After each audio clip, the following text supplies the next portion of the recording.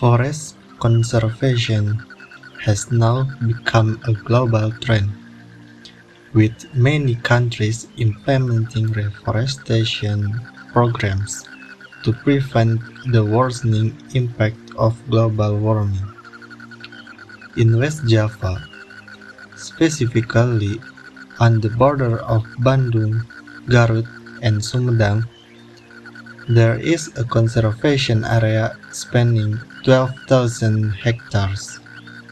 This place holds a unique story of change, having originally been a hunting ground during the Dutch colonial era.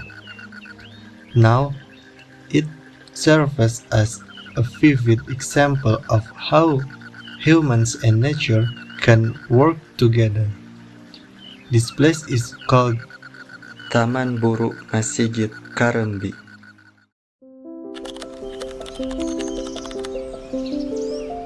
In the midst of this forest, approximately 22,000 deer live, foraging for the leaves and fruits of trees like the rasamala and sugar palm. But interestingly, there aren't the only ones living here. There are also ant-eating pangolins, often hunted for their skin, nocturnal slow lorises, and the last few surviving leopards. Unfortunately, local agricultural land on the edge of the forest has limited the range of these animals.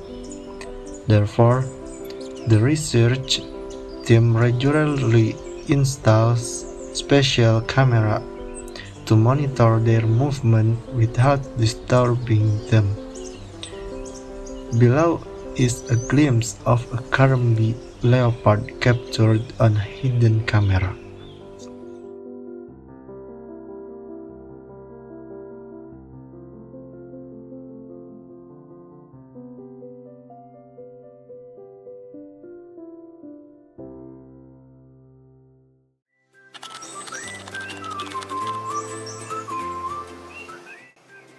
Hidden beneath the pristine nature of Masigit Karambi lies cutting-edge technology that aids forest rangers. Every morning, surveillance drones are flying to monitor hard-to-reach areas.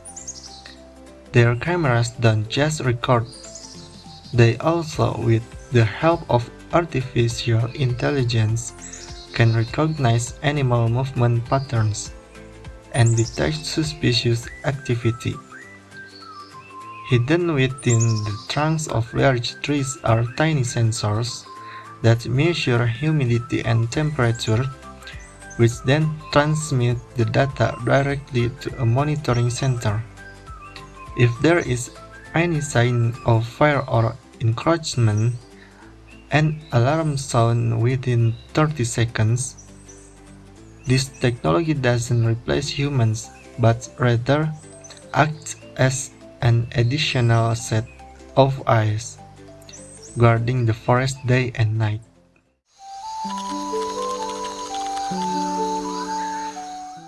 To preserve the forest, the area is divided into 3 specific zones. The first is called the core zone, which is reserved for endangered species and is off limits to anyone. The second is the tourist zone, where visitors can walk or stay overnight in tree houses. The third is the traditional zone, where residents are allowed to hunt with special permission. Several important rules apply. Only 200 visitors are allowed per day. Deer hunting is limited to 1 or 2 deer per month, and joint patrols between forest officers and residents are conducted 3 times a week. Interestingly, many of these patrol members were former poachers who are now forest rangers.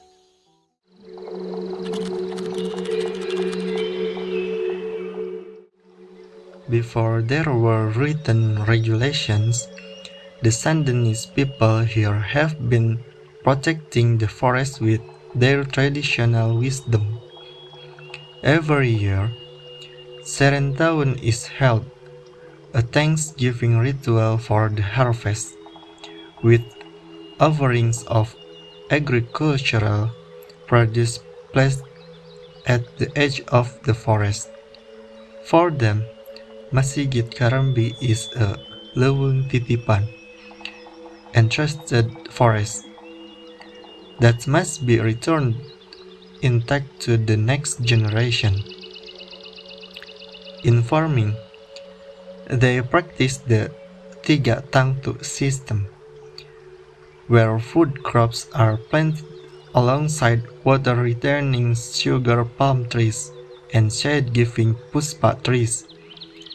Children are even taught to make batik using natural dyes from sapan wood and guava leaves. This is a subtle way to introduce the meaning of conservation from an early age.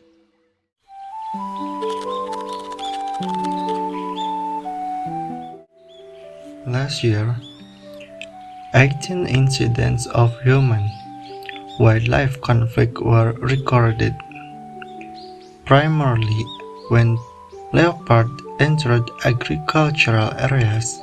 To address this, several systemic approaches were developed. First, a physical security system was installed in 7 buffers villages, consisting of animal, safe solar-powered electric fences. Second, regular training was provided to 120 families surrounding the forest on non-violent animal repellent techniques. Third, a compensation mechanism of 2,500,000 rupiah per head of livestock was implemented in evidence of being eaten by protected animals was found. This transformation has had a broad impact on local communities. Former illegal loggers have become forest protectors through formal training programs. Data shows that approximately 74% of patrol members are local residents who now earn a stable income from ecotourism.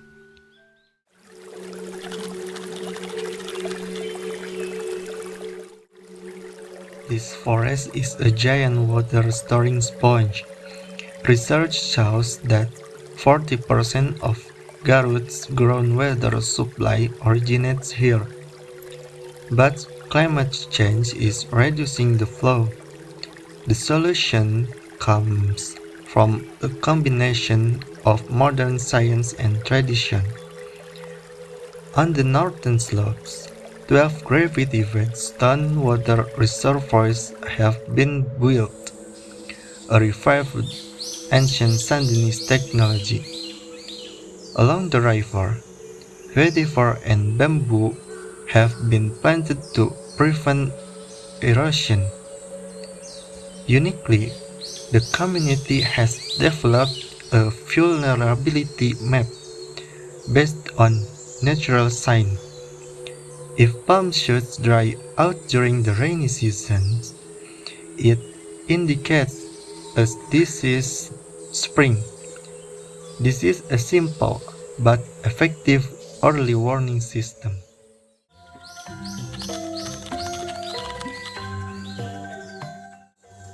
Conservation isn't just about patrols, but also about art.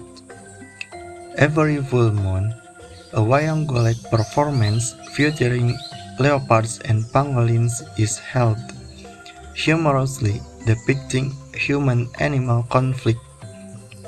On the wall of Chikadu Elementary School, a 30-meter-long mural by students depicts a Timor deer running between wind turbines.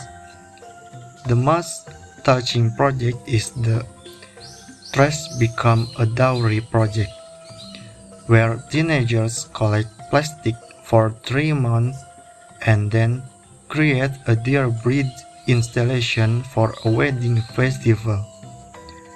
Art is universal language that conveys the message of conservation without being patronizing.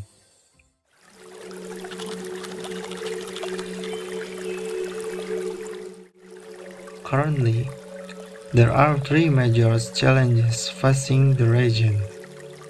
First, water sources have shrunk by 15% in the past 5 years.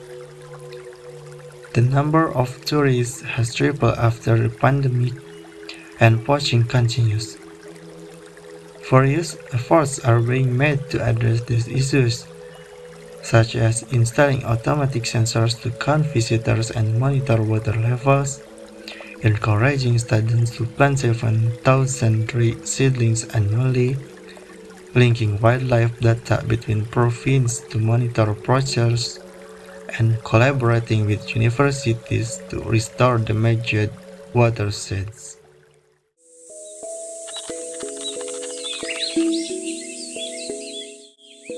Every visitor can now calculate their carbon footprint. At the entrance, a large monitor displays real-time figures showing that a trip from Bandung to Masjid releases 20 kilograms of carbon dioxide, but a day in the forest absorbs 50 kilograms. To balance this, solar-powered electric bicycles and a pay with plastic waste package are available. Companies are also involved, allowing them to purchase carbon certificates with a scheme of 1 tree equaling 1 ton of carbon dioxide. These funds are used to restore critical land. This balanced tourism model reduces the guilt of recreation, turning it into concrete action.